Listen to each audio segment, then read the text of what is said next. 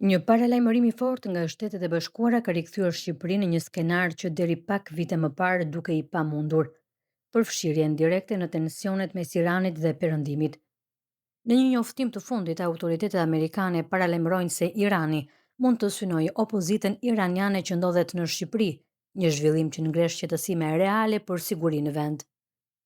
Por kush janë këta iranianë dhe pse ndodhen në Shqipëri? Bëhet fjalë për organizatën Mujahedinat e Popullit të Iranit, e njohur si MEK, një grup opozitar me një histori të gjatë dhe të ndërlikuar i cili prej më shumë se një dekade është vendosur në Shqipëri.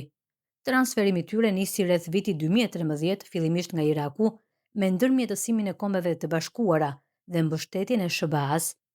Sot mira antar të MEK jetojnë në një kamp të mbyllur në Manz të Durrësit të njohur si Ashraf 3, një strukturë e izoluar me rregulla të brendshme të forta dhe me një aktivitet të fokusuar në kundërshtimin e regjimit iranian. Për Iranin, ky grup konsiderohet një armik i drejtë për drejtë. Teherani e akuzon MEK për aktivitete terroriste dhe për bashkëpunim me armiqtë e shtetit iranian. Nga ana tjetër, SBA dhe disa vende perëndimore e kanë hequr nga listat e organizatave terroriste dhe e shohin si një opozit politike kundër regjimit. Kjo përplasje narrativash e ka kthyer Shqipërinë në një terren të ndjeshëm. Dhe tensionet nuk janë vetëm teorike. Në vitin 2023, autoritetet shqiptare ndërmorën një aksion në kampin e MEK në Manz, një operacion që solli përplasje mes policisë dhe antarëve të organizatës. Aksion lidhej me dyshime për aktivitete të paligjshme dhe përdorim të infrastrukturës për operacione që shkonin përtej statusit të tyre si refugjat politik. Gjatë ndërhyrjes pati rezistencë, përplasje fizike dhe një situatë që doli jashtë kontrollit ku një antar i MEK humbi jetën. Ky ishte një moment kyç që tregoi se situata nuk është thjesht një çështje politikës së jashtme, por edhe një sfidë brendshme sigurie për Shqipërinë. Ndërkohë në vitin 2022 Shqipëria ndërpreu marrëdhënie të diplomatike me Iranin pas një sulmi masiv kibernetik ndaj institucioneve shtetërore. Hetimet zyrtare arritën në përfundimin se sulmi ishte i orkestruar nga aktorë të lidhur me shtetin iranian.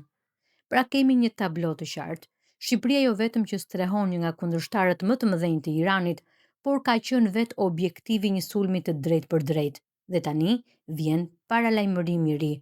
Por sa i përgatitur është vendi për një skenar më të rënd, Shqipëria është anëtare e NATO-s dhe kjo është një garanci e rëndësishme në aspektin strategjik.